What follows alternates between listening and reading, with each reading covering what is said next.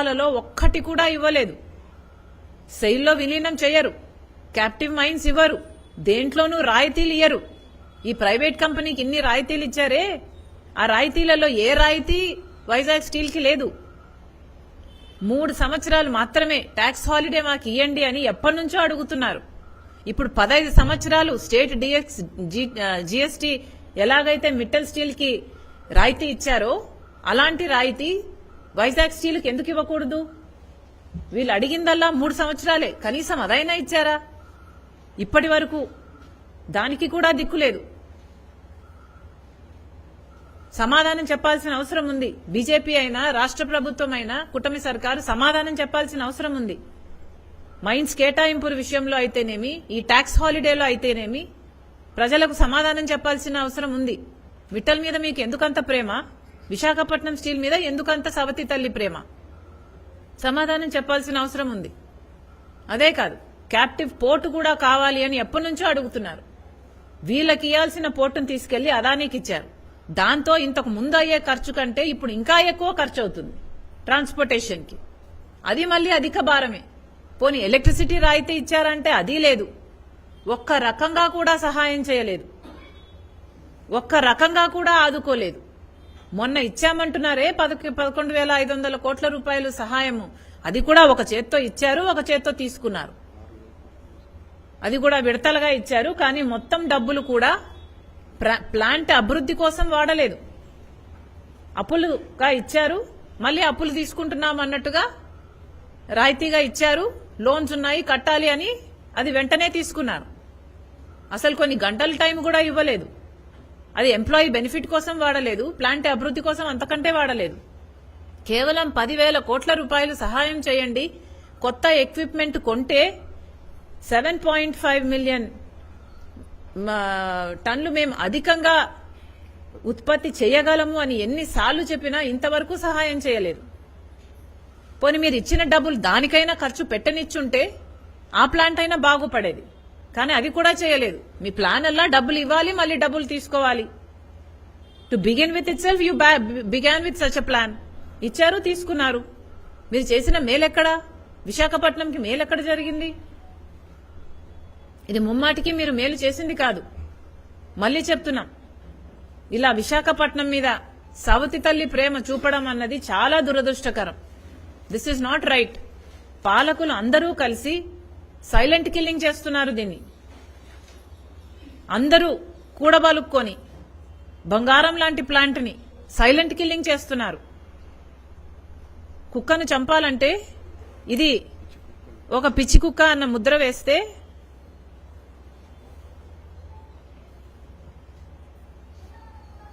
ప్రజలే దాన్ని రాళ్ళేసి చంపేస్తారు అన్నది పాయింట్. ఏమ్మా, ఐ డిడ్ నాట్ మూవ్. అరే నేను కదలలేదు, కదలకుండా వేరియేషన్ వచ్చింది, నన్ను అంటారేంటిది? Is it fine? మీరు చెప్పండి అమ్మా, is it fine? Is it fine? Answer me. బానే ఉందా? ఇప్పుడు బానే ఉంది. యా. సో వేర్ వేవి? యా, పిచ్చి కుక్క. కుక్కని చంపాలి అంటే పిచ్చి కుక్క అని ముద్ర వేస్తే ఇక జనాలే దాన్ని రాళ్లతో కొట్టి చంపేస్తారు. ఇది వీళ్ళ పథకం. దీన్ని సైలెంట్ కిల్లింగ్ చేయాలి అంటే ఈ ప్లాంటు విశాఖపట్నం స్టీల్ ఒక లాస్ మేకింగ్ కంపెనీ అని, ఇక పనికిరాదు అని ఒక ముద్ర వేస్తే దాన్ని ఇంకా ప్రైవేటీకరణ చేసేయచ్చు అన్నది వీళ్ళ ఆలోచన. కానీ వీళ్ళు గుర్తుపెట్టుకోవాల్సిన విషయం ఏమిటంటే పక్కనే హిందుస్థాన్ జింక్ అని ఒక కంపెనీ ఉండేది. దాంట్లో 8,000 మందికి ఉద్యోగాలు ఉండేవి. కానీ బీజేపీ అధికారంలోకి వచ్చిన తర్వాత దాన్ని ప్రైవేటైజ్ చేసేశారు. దాంతో ఆ కంపెనీని మొత్తం షట్ డౌన్ చేశారు. 8,000 మంది ఉద్యోగాలు తీసేశారు. అది వేదాంత గ్రూప్ అనుకుంటా, ఇఫ్ ఐఎమ్ నాట్ మిస్టేకెన్. అది ఒక రియల్ ఎస్టేట్ కంపెనీగా మారిపోయింది. భూములు అమ్ముకోవడానికి మాత్రమే తరమైంది. 8,000 మందికి ఉద్యోగాలు పోయాయి. సో ఈవెన్చువలీ విశాఖపట్నం స్టీల్ కూడా భూముల కోసమే ఇదంతా స్కీమ్ జరుగుతున్నది అన్నది చాలా పెద్ద ఆరోపణ. దీన్ని ఎదుర్కోవాల్సిన అవసరం ఉంది. దీన్ని ఆన్సర్ చేయాల్సిన అవసరం ఉంది. పాలకులుగా రెస్పాన్సిబిలిటీ ఉంది.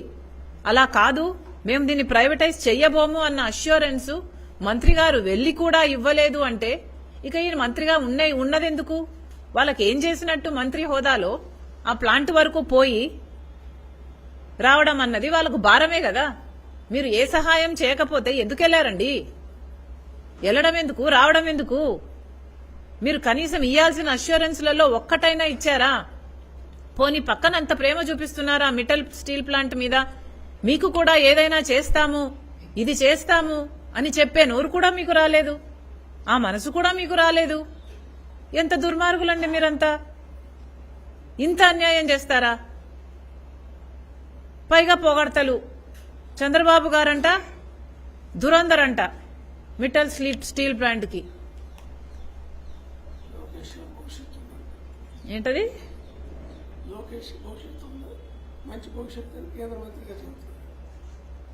చంద్రబాబు గారు ఈ మిట్టల్ స్టీల్ ప్లాంట్ కి మీరు దురందర్ అయితే మీరు వైజాగ్ స్టీల్ ప్లాంట్ కి కల్నాయక్ గా అయ్యారు.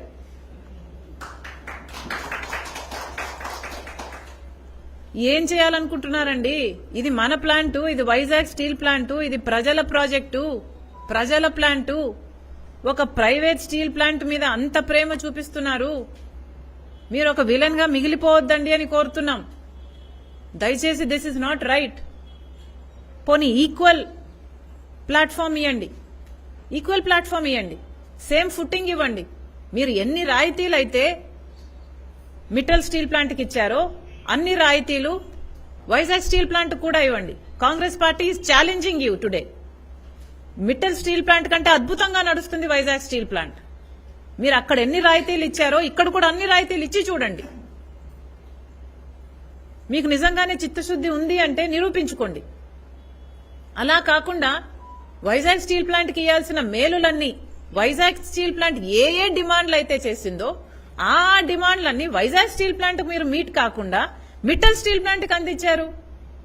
Vizag steel plant is been asking for captive mine, మీరు మిట్టల్ స్టీల్ ప్లాంట్కి ఇచ్చారు.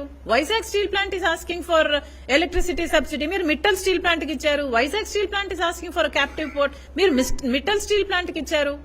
ఇక్కడ ఏ అయితే డిమాండ్లు ఉన్నాయో ఇక్కడ మీట్ చేయకుండా మీరు మొత్తం అన్ని మిట్టల్ స్టీల్ ప్లాంట్కి ఇస్తే మరి పబ్లిక్ సెక్టర్ యూనిట్ గా ఉన్న వైజాగ్ స్టీల్ ప్లాంట్ గురించి ఎవరు పట్టించుకుంటారండి?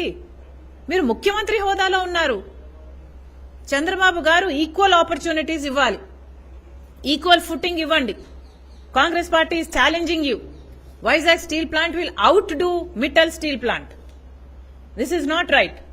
మళ్లీ డిమాండ్ చేస్తున్నాం, వైజాగ్ స్టీల్ ప్లాంట్ ను ఆదుకోవాల్సిన అవసరం ఉంది.